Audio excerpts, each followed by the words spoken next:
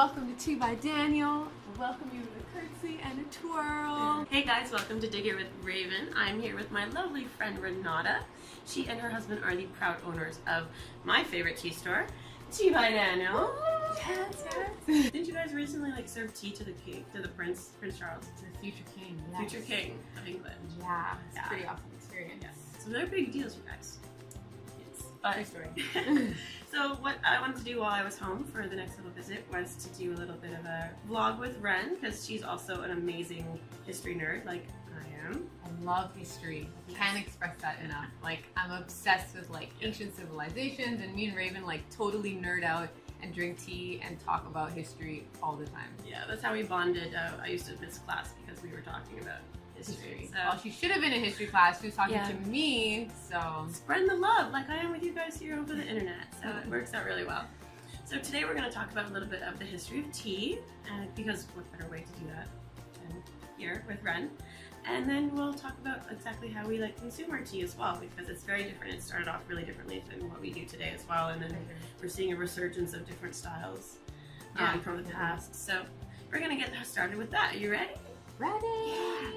Yeah. Okay, so the origin of tea is actually quite a little bit of a mystery. It's infused with a bunch of mixes of fact and fiction. There's some legend as well. And it's kind of cool because tea is also the second most consumed beverage in the world behind water.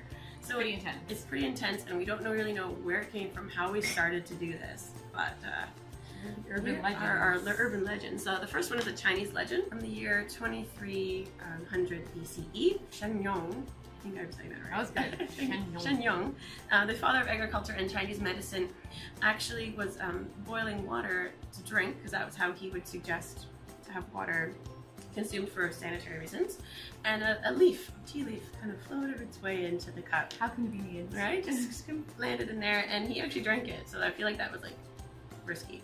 He drank it, he thought it was really, really great.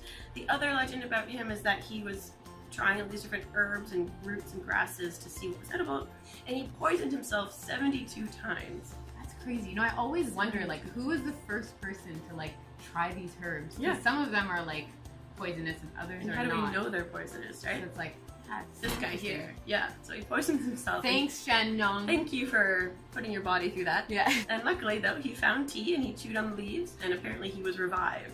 Oh, that cured all his poisons, and that's how tea became a major drink in China. Now, there's also the Indian legend from 520 BCE. It is the story of Prince Bodhidharma, and he was an Indian saint who actually founded the Zen school of Buddhism.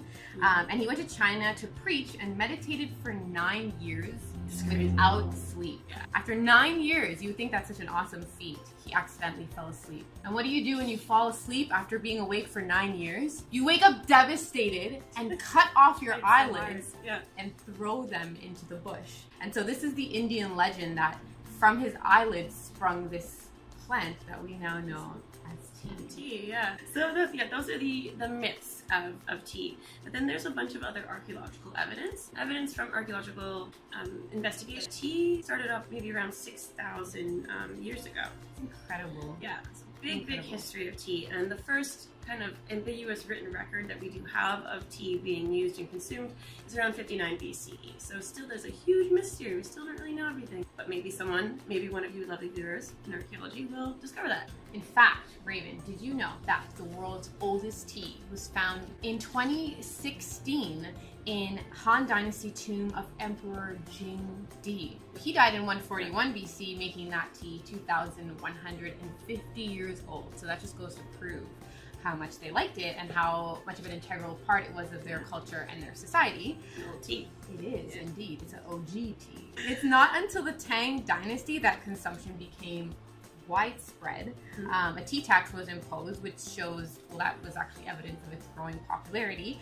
And it actually became China's national drink. And that's actually when it started to get introduced into Japan in the 9th century, same dynasty, Tang Dynasty. A Japanese monk actually brought seeds back to Japan with him, and he started growing it there. And that's where their own Japanese tea culture came around. They also had their own different ways of consuming it. That's where you get the sencha green teas. Yes. So that's how the whole Japanese tea ceremony also kind of got started, with that growing of that culture once it was introduced into that culture, into that country. Super awesome to see the growth of it's just like a beverage, but it means so much to these different cultures. It's crazy how it spreads there. Yeah. It was also consumed differently then, obviously, than it is now. It used to be consumed as a vegetable, so people actually eat the plant. And chew on it, and it was cooked with grain and porridge as well. And it was dried and packed into cakes and then made into a powder, which we now call matcha. It's favorite drink of the emperor's. Matcha is really good for you, right? Like, I know it's incredibly good for you. So drinking 1 cup of matcha is like drinking 10 cups of loose leaf green tea. And in the 14th century is when we saw a shift more towards the consumption of it as loose leaf tea, which is pretty popular now. Yeah. Still alive. Yeah. So and by that time, it was the major export, besides silk and porcelain from China. And they became like this huge economic power. And then in 1610, the Dutch actually started shipping huge quantities of tea from China over to Europe. And that's how it kind of got spread over there. You'd think more would be the British or something. But it was the Dutch, and it was actually not that popular in Britain. They still favored coffee for a long time, and it was only until Catherine of Braganza, she's from Portugal, she was a noble woman there. She actually married King Charles II, and then she kind of made tea popular with the English nobility. It's crazy to imagine the British loving coffee. Right? So weird. It's weird. And with them being in their height, really, they're really gaining a lot more in their colonial power, and they're becoming more of a world power as well, right? They're going and shipping around everywhere. That's how the tea kind of got spread around the world. So all the colonies and everything. So that's how that started. It was so huge, in fact, that tea was actually being sold for 10 times the amount of coffee. It was insane. Pricey. So it was like a delicacy. It was a delicacy. The trade actually got so competitive with all of the other major powers as well that the fastest sailboats in the world were invented and created just to ship tea. Incredible. Huge competition like that. And then we kind of get into like a little bit of a dark history of the tea. I'm probably going to do that in a different vlog about the Opium Wars. The Brits started trading opium for tea instead of paying the Chinese in silver because it ended up being cheaper for them. And then they got the Chinese hooked on opium, and it started all these issues. So sad times. And then sad times. There were some sad times. Yeah, it was really difficult for them. So what they did afterwards was the British East India Company, they wanted to start growing tea themselves and kind of selling it around, because before then, tea was only ever grown and sold from China. So what they did was they sent in a spy. Dun dun dun! His name was Robert Fortune, and he was Robert, I know, right? Sneaky guy. Sneaky. He was a biologist, actually. And they sent him in, and he started smuggling out tea trees as well as workers. This gets intense. Yeah, and they went to Darjeeling, India, hence Darjeeling tea.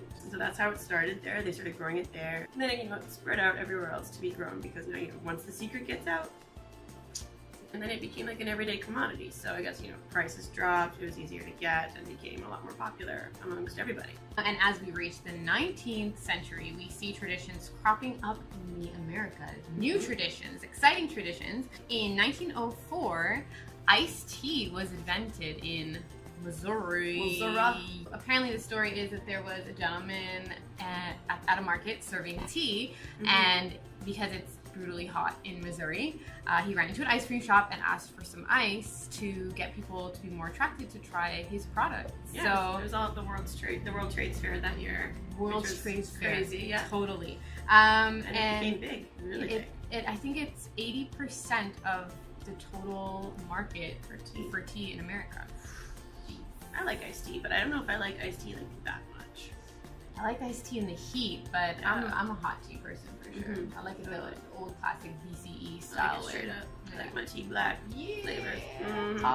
And then tea bag patents started popping up. Tea bags were actually invented by accident. At least that's the history that I heard over the past 7 years of doing business in tea. Apparently, what they would do is take all the loose leaf tea, because that's how it was popularly drank, and then whatever was left, which is like known as fannings, or like the little dust of tea, they just kind of packed it away in these little bags. And when they shipped it over, I believe it was somewhere in the States, they thought that it was supposed to be consumed in the bag, and that's how the tea bag became popular in this side of the world. So the more you know. It's a good accident. Yeah, because no one really, now everyone drinks bags tea. Yeah. But I remember it didn't really take off in Europe. It was everyone drank loose leaf in Europe, and we were all drinking bags tea here, and everyone thought the other one was savages, and it was, totally. Just drink your tea, man. Drink your tea and love it. Yeah. Well, thanks so much, Renata. Thanks so much, Dig It With So Raven. much fun This here. is awesome. Yes, it's always great to come visit you and drink some tea. You know, it's always great to have you. Please go and visit Tea by Daniel on all of their social medias because their social media is great. We have Mrs. Tea by Daniel. We have just regular Tea by Daniel. We've got Shop at Tea by Daniel. Yeah. We have Mars Kidding. Got a lot of All stuff. these, yes, all the @ signs before that, of course. And don't forget to buy some tea, teabydaniel.com. Totally. Yeah. And stay dirty, my friends. Cheers. Cheers. We excited to film it. Oh, yeah.